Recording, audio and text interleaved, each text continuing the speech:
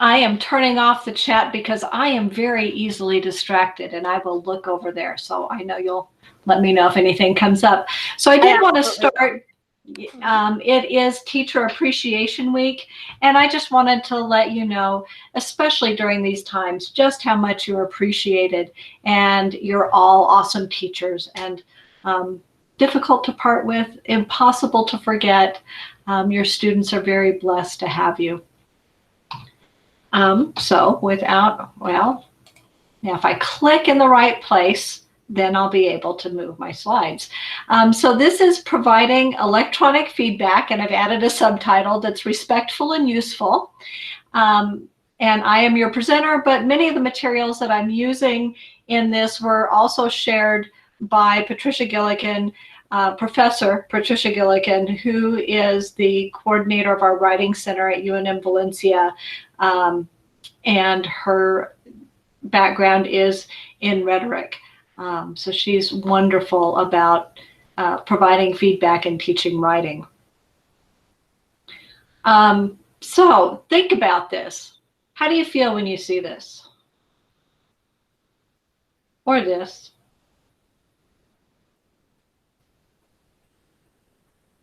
Or this? Has anyone ever gotten anything that looks like that?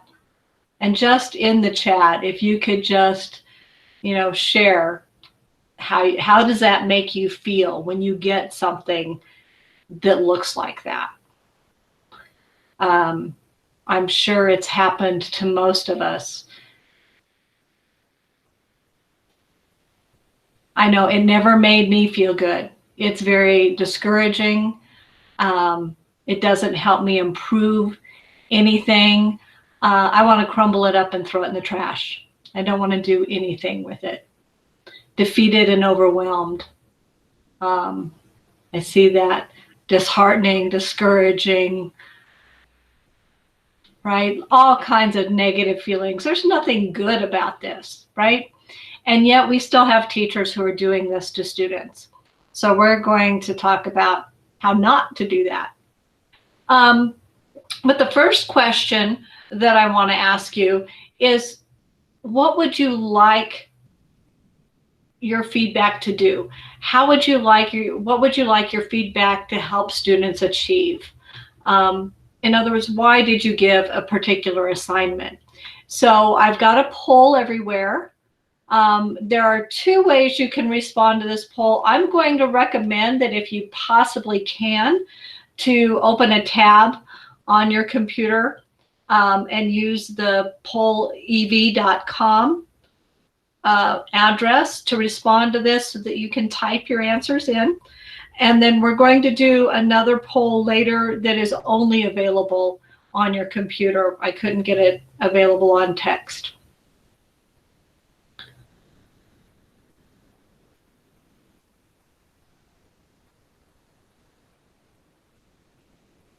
I know this takes a little bit of time, so we're just going to give it a few minutes.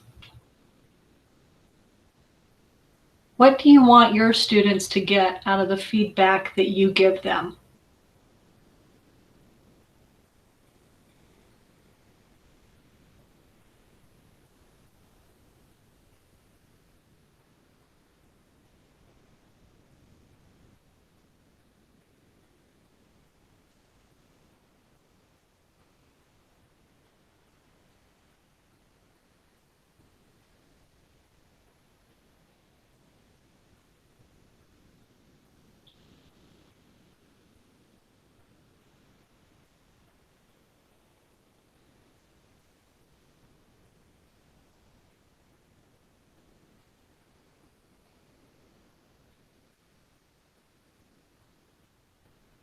Okay, now I don't remember with poll everywhere, but I may have to refresh the screen to start seeing answers. It should come up automatically. It should? Okay. Ah, there we go. Whoops. I hit the wrong button. Okay, to view feedback as a guide for improvement, help them grow. and not beat them down. Absolutely.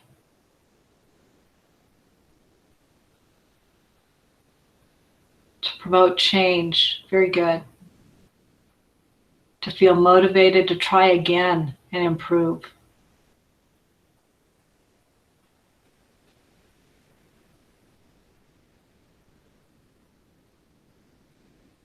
Students to have ideas about how to improve. Great.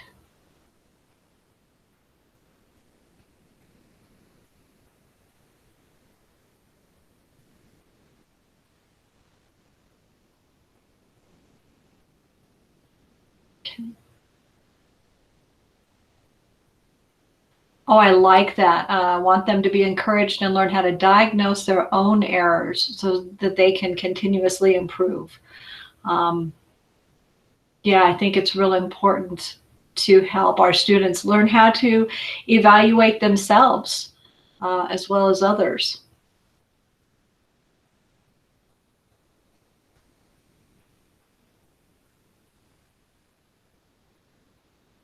Okay.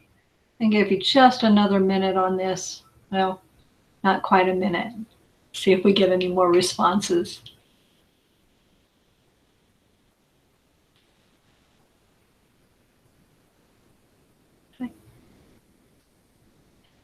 So the whole theme in your responses is about improvement. How do we give students comments that are going to help them improve? So I've just got some quotes here for you from John Bean. We have the writer, author of Engaging Ideas. The best kind of commentary enhances the writer's feelings of dignity.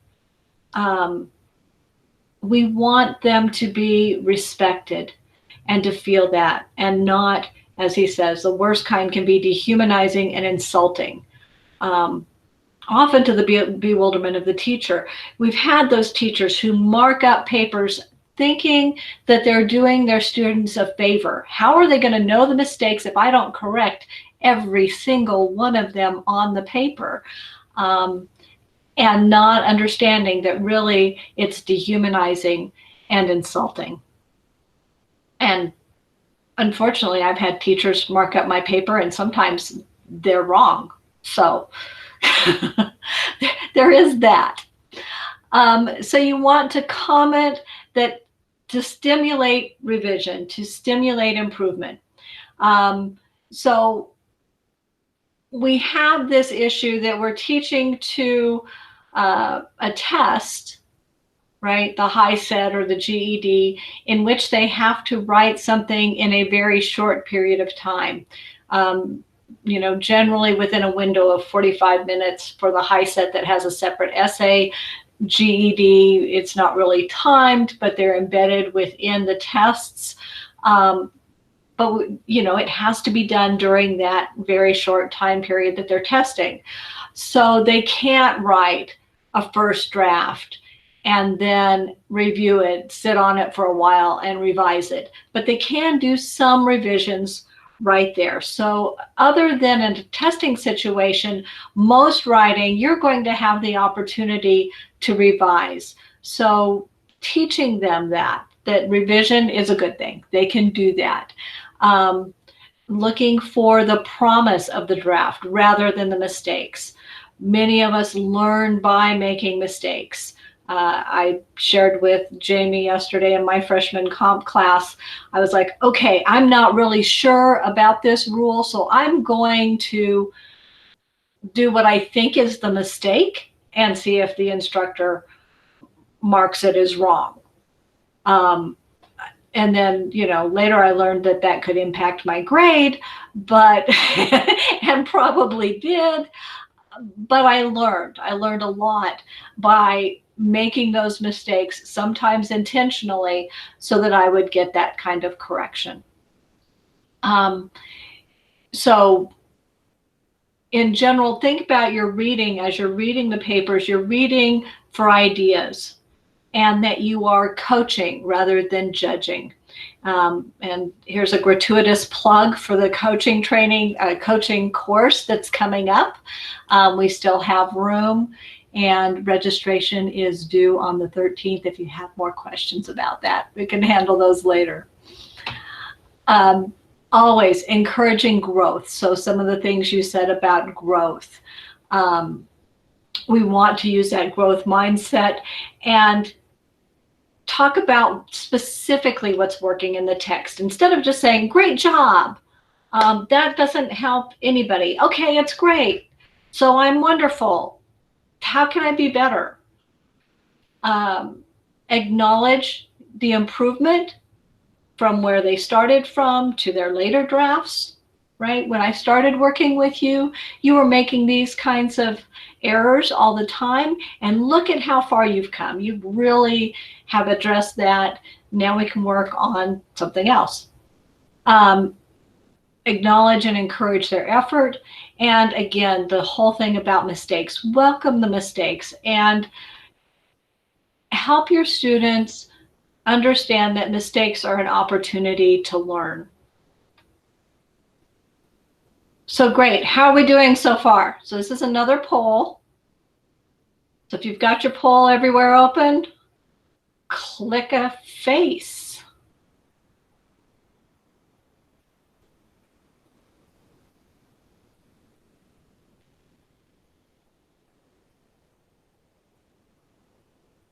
Yay, we're doing good so far. Happy green faces, I like that.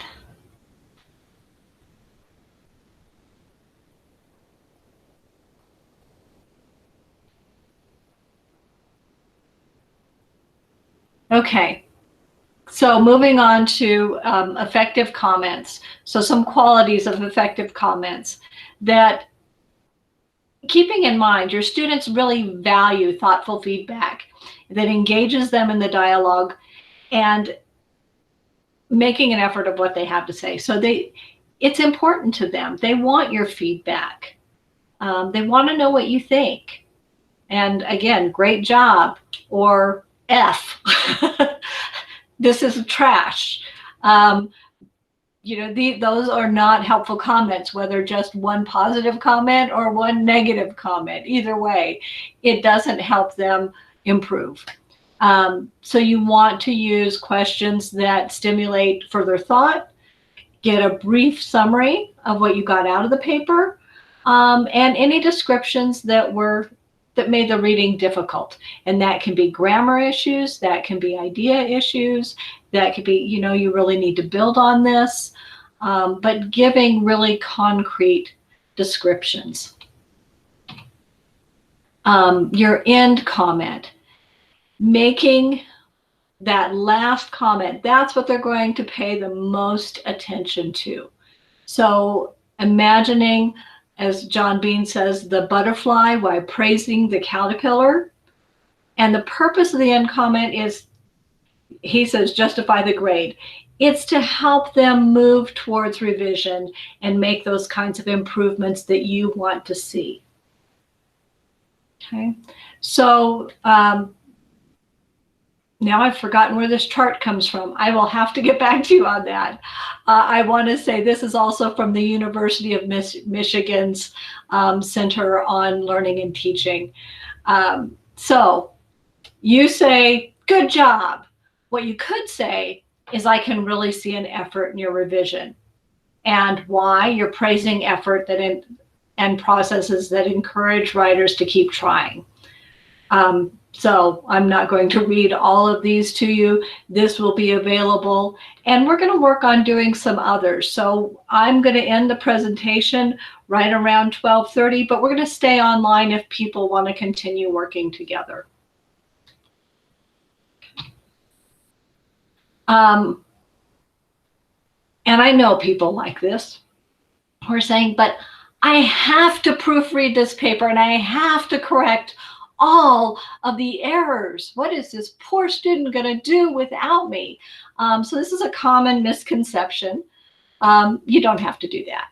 So Leah Schaefer in Usable Knowledge says, although problems with grammar and style can be frustrating to read, correcting those errors for students is not effective for either revision or teaching grammar and style.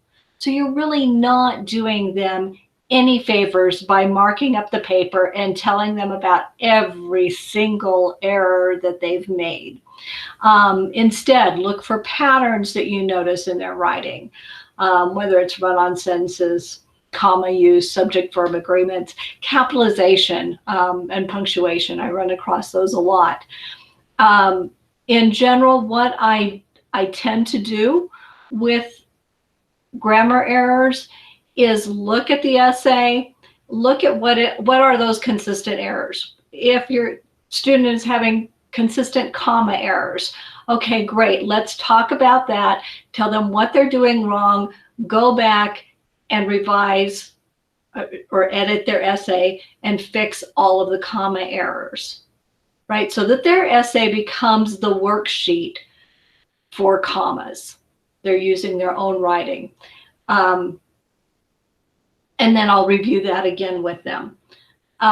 Or if I have a student who's got it almost all down, they're doing really well, I will choose one paragraph and say, these are the errors in this one paragraph. Can you see if you made these mistakes in other areas of your essay and revise that? Again, it keeps you from marking up the whole paper, helps the student focus. Okay, so that's enough on writing positive comments at this time. A dialogue journal. This is a method that I use, especially with lower level writers. And it's a journal where students and teachers write to each other over time. Student writing is not corrected at all, but rather the teacher models writing. Okay. So back in the day, this used to be like a spiral notebook, and I would start with a prompt. What did you do this weekend? A simple prompt. And I'd get 1 or 2 lines and see things change over time. So here's a sample. Oh, sorry, getting into the digital world. But now we have the digital world. So we could do a dialogue journal on email. This is great. I'll send you an email. Subject is, we could call it dialogue journal and keep it a running email with the prompt of, why are you grateful? Name one thing you're grateful for. And you could get back something like this. I see some of you grammar people cringing, even though I can't really see you. I know it's happening. Okay, so this is my response. So we see a lot of misspellings, absolutely no punctuation, not really complete thoughts. So within my response, I've used punctuation, capitalization, I think every word that is misspelled in the student's writing has been addressed in how I modeled it. So, and I've ended with something to help them continue, the student continue writing. So I'd like to hear more about what is important to you about becoming a nurse. I'm willing to bet that the next entry I get, nurse is at least spelled correctly. Maybe everything else is still a problem, but would have got, oh, I misspelled nurse. That's the way you spell it. Or people, could be anything. So what I've seen is over time, writing gets longer and improves significantly, even for very low level writers, by using a dialogue journal. So I just wanted to introduce that, and that you don't always have to make comments. But if you are making comments, we can do this on essays. So Jamie, would you put this in the chat so that they can click on the link directly? Absolutely. Great. And I will give you a minute for that. So when you get to this document, you will be able to make comments. You'll have full editing rights.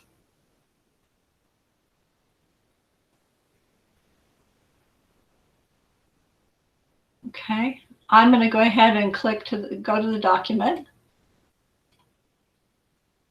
Oops, and I should have started at the beginning. Okay. So we have a prompt. And essentially the prompt is that Churchill has the claim, the price of greatness is responsibility. And you're to write an essay to present your views on what kind of responsibilities come as a consequence of achieving greatness.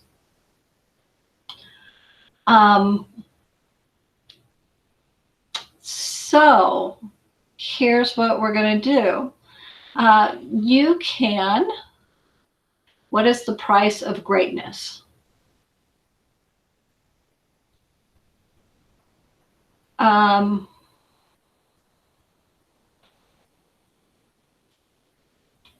So she's written, the only way to do this is through hard work. And I can say,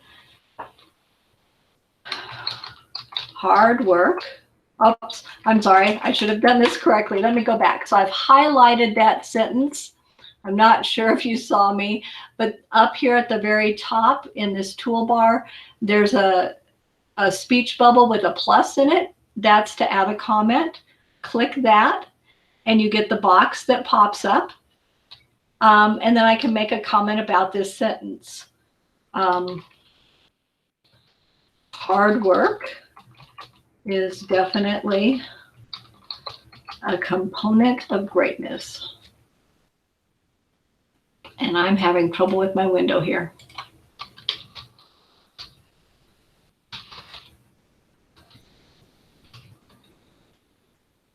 It's not really positive. It's more of a neutral one, but it's acknowledging the statement. So I would like you to do the same thing. Practice. It doesn't matter as much what the comment is. Pick something out, hit the comment button, and add a comment. Okay.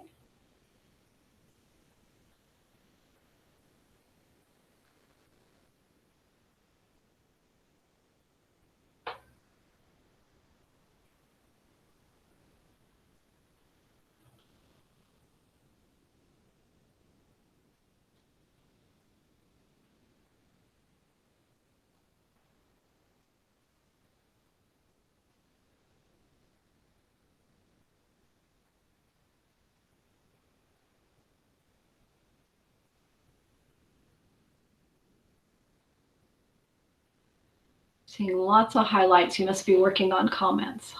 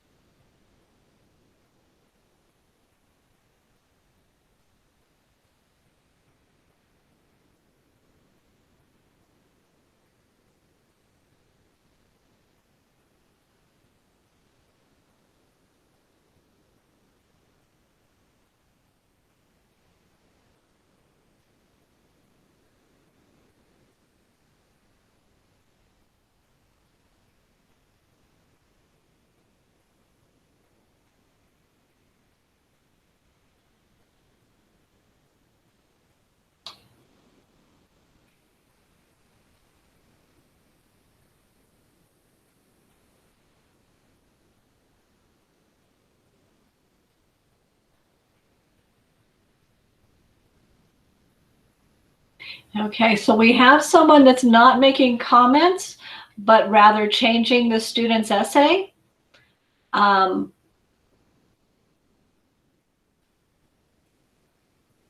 So my recommendation is to avoid that if you can at all. writing can be very, very personal. Writing is very personal. It's your ideas, it's your thoughts, and you're putting them on paper where everyone can read them and know what they are. This is risky business, right? And when you start changing a student's writing, you may be following their train of thought, but you might not be. And then you've taken their ideas and made it something else. So I make it a point not to change anyone's writing without their permission. It is more respectful about their thoughts and ideas.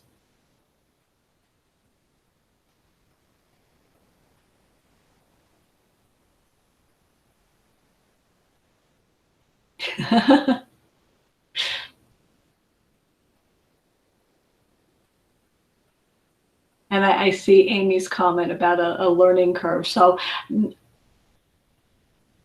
know, we've seen that happen though. I was reviewing an essay recently where somebody had scratched out what the student wrote and completely rewrote their paragraph.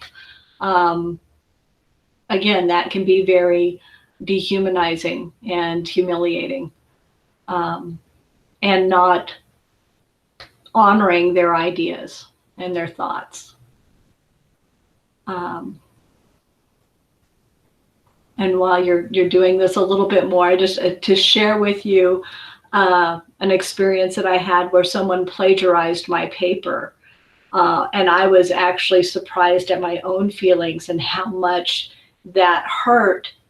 That, you know, she could have stolen an item from me and it wouldn't have meant as much, but it was somebody stealing my thoughts and my ideas, and it hurt me deeply. So just to be very cautious and very respectful, regardless of what your student's writing. It may not look like much to you, but it may mean everything to them. Okay. So you've got the idea of how you can write comments, so that at least the technical idea, highlight an area, write a comment. When you get to the end, I'm going to do this. So I've highlighted this and click the little bubble again to write a final comment.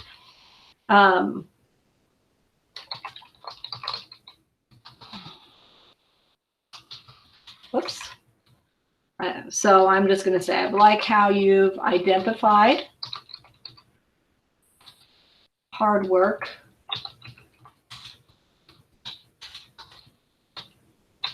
as a way to achieve greatness.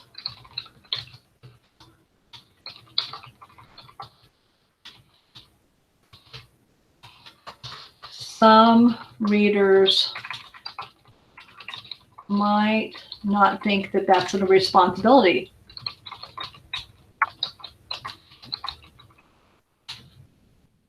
That. I hate doing that.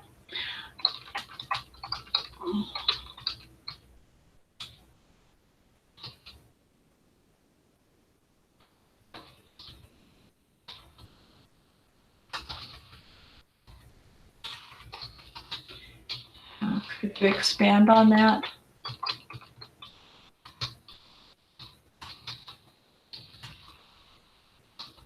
To convince the reader.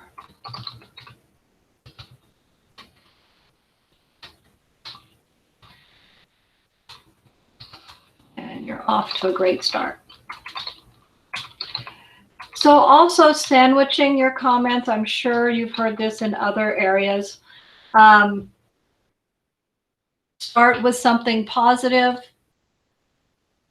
Put any correction or advice you want in the middle, and then end on a positive note. So this also fits with the idea of primacy and recency, right? You're going to remember the things you hear or see first the most, as well as the things you see or hear last. So the things that we want to have the most impact are those positive comments with suggestions for improvement in the middle. Okay. All right, I'm going to move on to the next one and show you another way that you can use the technology that we have in our hands to make personal comments about an essay. So this one is, and you're able to scroll through this, so I'll leave that there. Anyway, job hopping. So the essay is about job hopping, and you can read the essay, and I am going to attempt to do this and play the video. Well, I don't want to copy the link. I want to go to the link. I want to play the video. Okay. All right. Hi, Joe. This is Tina. And I was just looking at your essay. It looks like you've done a great job at responding to the prompt about job hopping. And it doesn't look like you really agree with what they have to say about this. So you should see here my cursor so that I can talk about your essay a little bit. In your introduction, you've got a great thesis. You say first you have to have a lot of experience. Second, you gain everyone's trust. And finally, you're going to get more pay. And then in your body paragraphs, you address those three things. So you did a great job of doing that. And staying with one job will boost your experience over time. And you talk a little bit about that. Money is very important. We all know that. We've got to eat and pay bills, and we do want to live comfortably. So I like that you've added that, and that you talked about building relationships, and that's seems to be your main reason for not job hopping. And you've done a great job of addressing that. You can see here that I use a spell check, and it has this eventually highlighted. It's both spelling and grammar. It's called Grammarly, and you can download that as an extension to your Google Chrome. And it should have a comma there. Now notice, if you go up here to the published prompt, that Grammarly also figured out that these people should have written this a little bit better. So you don't always have to take Grammarly's advice, but it can be a very good help for you. So I added that comma based on Grammarly. But this looks, it's pretty solid. It's not perfect, but it's very good. My recommendation to you would be to think a little bit more about specific examples that you could give. Staying with one job will boost your experience over time. Can you think of a job or a friend who's had a job where they learned more over time and that experience really helped them? The same with money. Will you actually get more money from staying with one job? And can you think of an actual example where that has happened? And that relationship piece, can you really build on that? Have you had a job over time? Or again, do you know somebody who has stayed in a job for a long period of time and it built that kind of trustworthy relationship? So that's my advice for you. Good job, and look forward to seeing you in class next week. Thanks.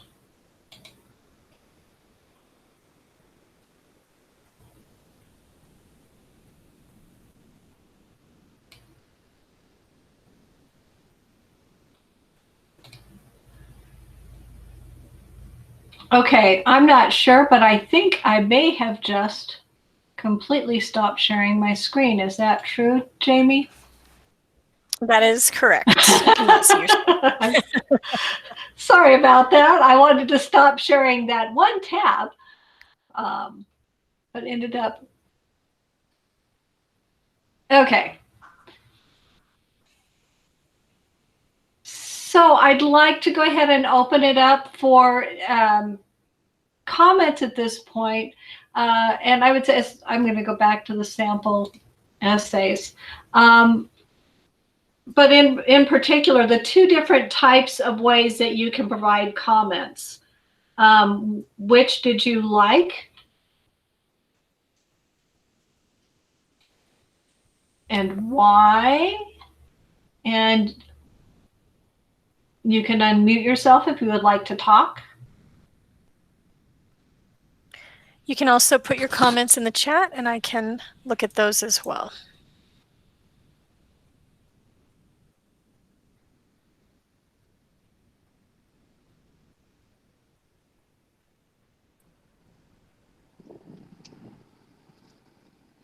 Tina, I would just wanted to say I really like the suggesting part of it, and that you can highlight exactly what it is that you're talking about and then attach a comment to it. So they have the opportunity to see precisely what it is that you're explaining. I use that a lot with my students.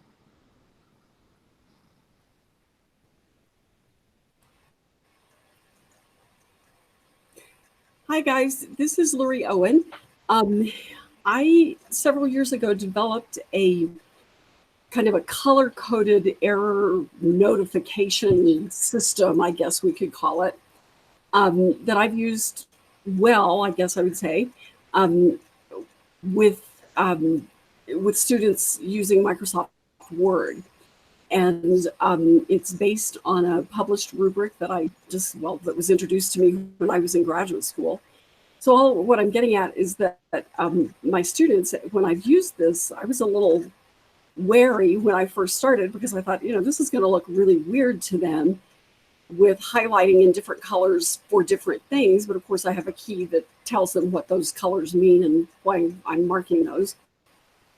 And what's happened over time is that students tell me that they really like it and even have said, I can use this in my other classes to write better there as well, which is, that's like gold for an instructor. So long story short, I would be happy to share that with any of you. If you'll just send me an email, I'll be glad to send that out to you. And I'd be happy to talk to you about it at any point. So I'll put my email address in the chat. Oh, great. Thanks, Lori.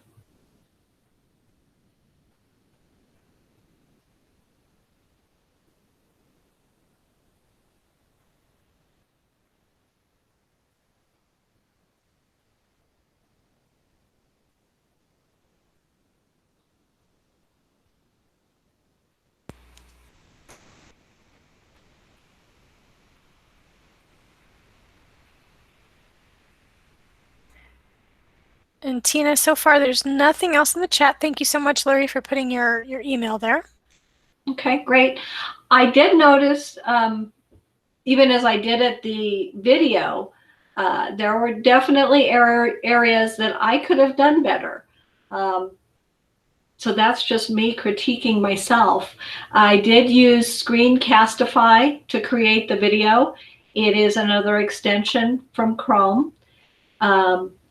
And you can edit the video, so I could have gone back and done it, but you can record up to 5 minutes for free.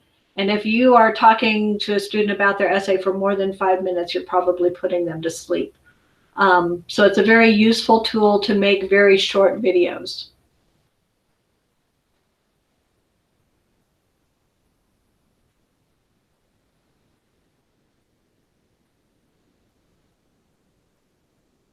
So I just wanted to share one more experience kind of as a closing, that I worked with a Japanese student many years ago, an older woman who had come here during the World War II era.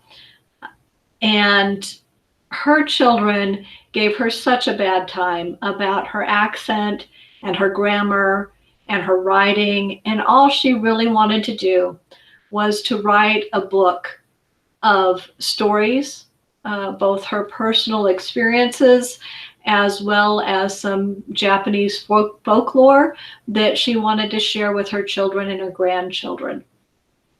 And again, her children were of no help. They just kept making fun of her. And so we worked with her for a few years, and she did end up putting the book together finally. And the nicest thing that anyone could ever say. In her dedication, she wrote that she thanked us and me personally for helping her realize that she was a writer. And it was, yes, we did correct her grammar, and yes, we did edit her book, but we focused on her ideas and how to get those across. So, I just want to leave you with, yes, grammar is important. Yes, they need to know about correctness, but really help your students get their ideas on paper and get those across, and then work on those technical things as you work through their writing. Thank you for joining us. If you would like to stay on, there's another essay on here we can play with. Or if you want to stay on and work on, I want to say this, but maybe I should say that. Thank you all so much. I did put a link in the chat to our YouTube channel that has all of our archived videos. This will also go onto that. So for any of you that got on a little bit later and did not catch the beginning, you'll be able to see the recording. And with that, I'm going to stop the recording.